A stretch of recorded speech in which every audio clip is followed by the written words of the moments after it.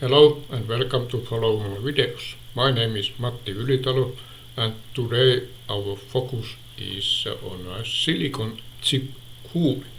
Just a second, I'll put the presentation mode on. Here we see a typical example.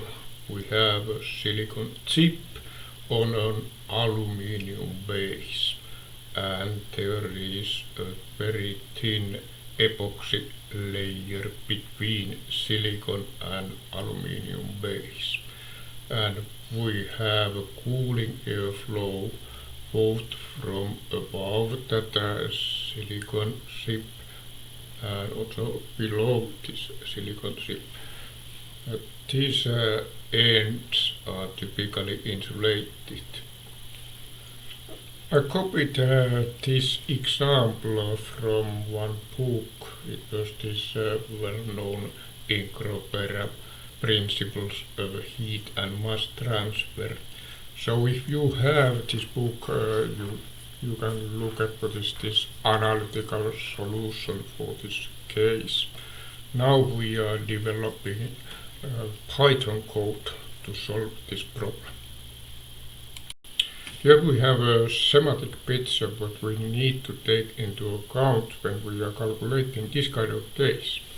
Because we now have this airflow above this silicon chip, we need to take into account this convective heat transfer resistance. And we have conduction through this epoxy layer and conduction through this aluminium base. And we have this airflow also below this aluminium base, so we need to take into account this heat transfer resistance from aluminium base to cooling air. To simplify our calculation case, we assume that we have a steady state case and we have one-dimensional heat transfer, and we assume that we have a negligible chip internal resistance, so it means that we have isothermal chip, and we use constant properties for material properties, and we neglect radiation from the chip. Here we have our mathematical model for our case. We use a lumped thermal resistance model.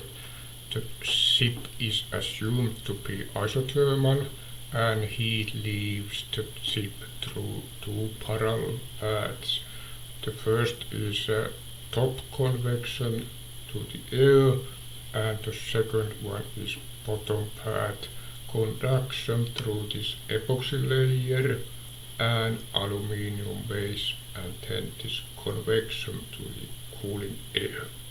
So this model for this electrical resistance network is like this, and we can calculate chip temperature from this equation.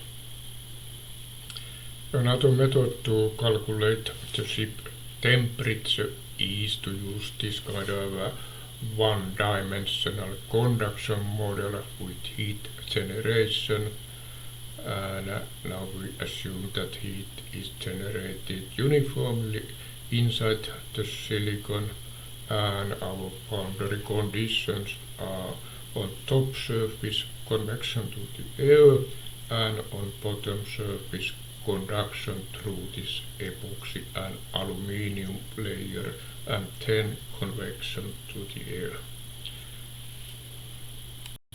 I asked this Python code from ChatGPT and calculated this example case. It seems that in this case our chip temperature is around 75 degrees C and the maximum allowable temperature was 85 degrees C.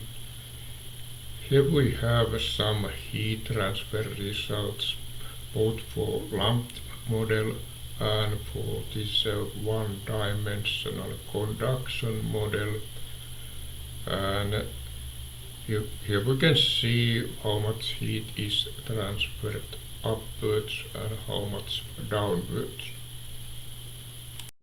The key findings for this case are that our models are giving almost identical results. This difference is very small because silicon has high thermal conductivity and this SIP is thin. So this kind of lumped model is sufficient for this case. And most thermal resistance now comes from convection and from this epoxy layer. And for the engineering insight, we can say that if epoxy thickness increase, the temperature will increase, and if convection improves, the temperature will decrease. I calculated an additional case to see what happens if we block the airflow, and here we have the results. It seems that if we block the airflow from above or below, we end up at the same level, which is very high temperature, 125 degrees C, and our allowable temperature was 85 degrees C. So it means that we need to reduce the SIP power. I have made a couple of videos showing the effect of fins on cooling. Take a look and see how effective those fins are. Okay, that was all this time. Thank you for watching and see you. Bye bye.